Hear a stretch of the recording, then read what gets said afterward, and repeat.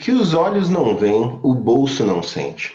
Já imaginou lucrar com seus próprios dados pessoais do uso da sua internet? Transações comerciais que geram bilhões acontecem todos os dias no ambiente web a partir dos nossos dados pessoais. Porém, sem qualquer controle ou mesmo muitas vezes conhecimento de nós, indivíduos, sobre essas operações financeiras. E considerando que nos ambientes web nós somos tanto consumidores de informações e dados como geradores desses dados, o grande problema está em que, enquanto nós estamos consumindo esses dados, nós, em geral, pagamos pelas informações, pelos serviços, pelos produtos. Porém, quando nós estamos gerando esses dados no próprio processo de consumo, em geral, nós não recebemos nada. Então, seria essa a modelagem mais justa, ou pelo menos mais racional nos tempos atuais, para a gente seguir trabalhando e vivenciando a web? Em especial, considerando que hoje, na prática, nós atuamos na internet como uma espécie de consumigeradores desses dados? Essa é uma pergunta interessante e vale a pena fazer justamente porque quando a gente olha para as pautas atuais, como Marco Civil da Internet, Lei Geral de Proteção de Dados, investigações contra fake news, processos de firehosing, que é ataques massivos contra personalidades, ou mesmo outras atividades que a gente vê das pautas web, o que a gente percebe é que tudo isso acaba por criar uma espécie de uma tempestade perfeita para a gente poder discutir esses processos de economia dos dados. Em especial, como rentabilizar pessoas a partir dessa economia dos dados. Isso é importante porque, atualmente, nós, seres humanos, acabamos fazendo um trabalho para as grandes empresas, que é o treinamento e desenvolvimento dos sistemas de inteligência artificial dessas empresas. E, em especial, são as inteligências artificiais que vão substituir muito da nossa força de trabalho já nas próximas décadas. Então, e nós ainda fazemos isso, e esse é um ponto interessante, porque a gente aceita uma base que nos passaram de convencimento relacionado ao conceito de grátis com publicidade. Isso significa que, em vez de a gente cobrar pela geração dos dados que nós fazemos, na prática, a gente aceita de usar as plataformas como se eles deixassem a gente utilizando todos esses ambientes de internet. Essa relação de troca até fazia sentido no início da internet, quando a gente estava atuando numa lógica onde, conhecendo esses ambientes web, tanto as empresas, que hoje são grandes empresas, quanto nós, os consumigeradores desses dados, mas hoje os processos comerciais e modelos de negócio justamente dessas empresas se exponenciaram e evoluíram anos-luz, inclusive a despeito do nosso próprio entendimento enquanto sociedade, do quanto isso impacta a própria sociedade. E não excluindo o próprio trabalho que nós, então, seres humanos, estamos fazendo no processo de melhoria dessas plataformas. Então, uma questão que a gente pode perguntar, ou então dizer que é tempo agora de atualizar esse modelo de negócio para uma relação, uma equação mais equilibrada. Então, é por isso que eu proponho o tema da renda tecnológica compensatória. A renda tecnológica compensatória é um movimento de conscientização social e pressão em governos e mercados, justamente com o foco de entender a importância da indenização financeira nossa, enquanto indivíduos ou de toda a sociedade, pelo uso comercial dos nossos dados na internet.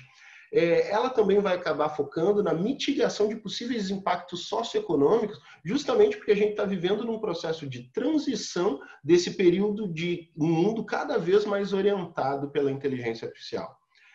A renda tecnológica compensatória propõe, na sua realidade, uma relação mais humanocêntrica dos dados. O que seria isso?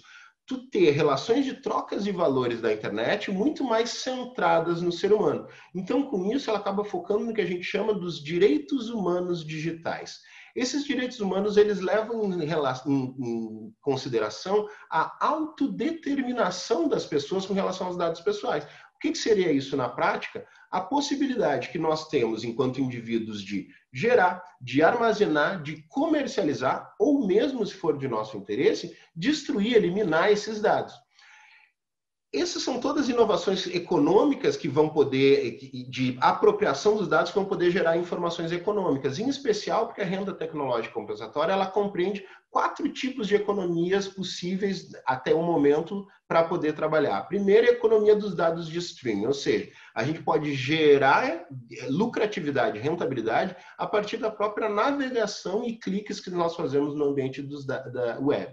A outra é a economia dos dados de cadastro. Então, são todos os cadastros que nós fazemos, pessoais, sensíveis e públicos. Outra economia dos dados de interesse de busca, ou seja, todos os nossos interesses em buscar informações que estão indexadas na internet. E a outra economia dos dados de CEN, com C, que é conteúdo espontâneo não estruturado. Esses são dados que nós geramos, são dados mais descritivos, qualitativos e espontâneos e que acabam gerando por diversos formatos, como texto, mas também imagem, vídeo e áudio. O interessante é que todos esses dados vão gerar possibilidades econômicas de rentabilização, embora o que a gente está estudando não vá provavelmente existir uma única forma, um único modelo de estimar o valor dos dados.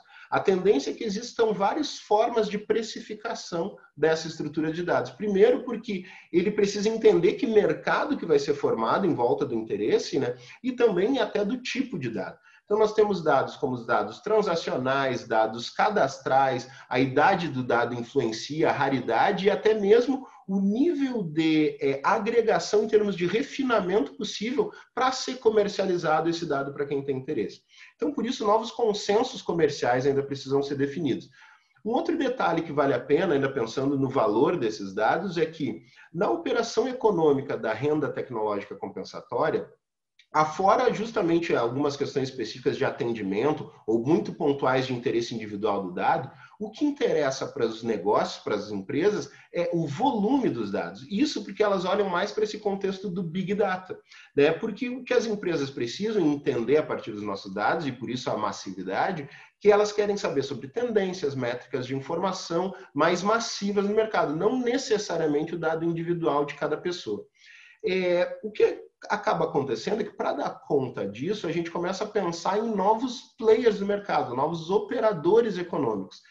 Alguns desses players seriam uma espécie de agências ou wallets digitais, ou como se fala hoje, carteiras digitais, que eles vão ter um papel de fazer a intermediação entre o mercado consumidor, de quem tem interesse nos nossos dados, e nós, enquanto indivíduos geradores, ou os consumo-geradores dos dados. E a participação desse player é importante no ambiente de mercado, em especial, porque, embora até seja possível, provavelmente vai ser pouco provável que os indivíduos eles tenham capacidade técnica, ou mesmo interesse e tempo de administrar todo esse conjunto de dados. Então, se cria o papel desses operadores econômicos. Eles são uma pessoa jurídica que, claro, sempre à escolha do indivíduo, eles vão atuar como verdadeiros banco dos dados, né? Então, eles vão efetuar justamente essas trocas financeiras entre quem quer comprar e quem quer vender dados. O bacana é que eles vão ser responsáveis por fazer uma agregação desses dados dos indivíduos, inclusive num volume maior a partir de vários indivíduos, e poder disponibilizar para essas empresas ou para as marcas ou ambientes de interesse no consumo desses dados, pagando, né, financeiramente e distribuindo esse recurso também para o indivíduo que gerador. Tudo isso são novas formas de olhar para esse ambiente econômico, mas o fato é que nós precisamos repactuar o mercado de dados em relação e as relações de troca na internet. E olhar isso a partir desse viés justamente mais humanocêntrico. O fato é que nós temos hoje uma chance nas nossas mãos, talvez única, de tentar dar algum sentido para esses tempos complicados que nós estamos vendo de crise pandêmica, de instabilidades econômicas, de efeitos tecnológicos da tecnologia, de efeitos financeiros da tecnologia. E aí, a forma de tentar trabalhar com isso é criar um movimento de empoderamento a partir justamente da apropriação e rentabilização desses nossos dados pessoais. Então, seja coletivamente, seja individualmente, o que nós precisamos é começar a assumir a propriedade desses dados e pressionar tanto governos quanto os mercados pelo direito à propriedade dos dados. E aí, justamente ativando a partir disso, para rentabilizar esse direito, a renda tecnológica compensatória. Porque o certo, gente, é que nós estamos num ponto de não retorno. O fato é que a economia dos dados é a nova economia. Logo, o que a gente quer é que a renda tecnológica compensatória seja a nova relação de consumo. E isso é interessante porque ela pode, inclusive, agregar alguns pontos bacanas, como uma visão ganha-ganha nessa lógica de consumo, quando o consumo também vai gerar lucratividade. E isso é bacana porque a gente começa a trabalhar com novos ciclos de valorização da produção, e quando temos ciclo de valorização da produção, a gente estimula o empreendedorismo, em especial o empreendedorismo por oportunidade.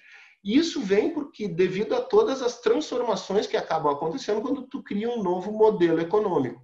Mas criar empreendedorismo de oportunidade nesse novo modelo econômico também é interessante, porque a gente cria o fim de uma falácia lógica, que é que inovação precisa de contextos de restrição para acontecer. Isso não é verdade, porque empreender é ter liberdade para arriscar. E ter liberdade de arriscar é liberdade para falhar. Só que custa muito caro tu falhar, empreender, quando tu está em ambiente de restrição. Portanto, a renda tecnológica compensatória quer trazer um tempo, assim como outros investimentos sociais possíveis que possam acontecer, em que as pessoas tenham as suas necessidades básicas atendidas, e porque justamente vai ser nesse momento que a gente vai passar a ver multiplicar exponencialmente novas tecnologias de mitigação em massa dos principais dramas humanos que nós vemos, tanto nos tempos de hoje quanto nos tempos do futuro. Agradeço a atenção de vocês e contem comigo. Até a próxima.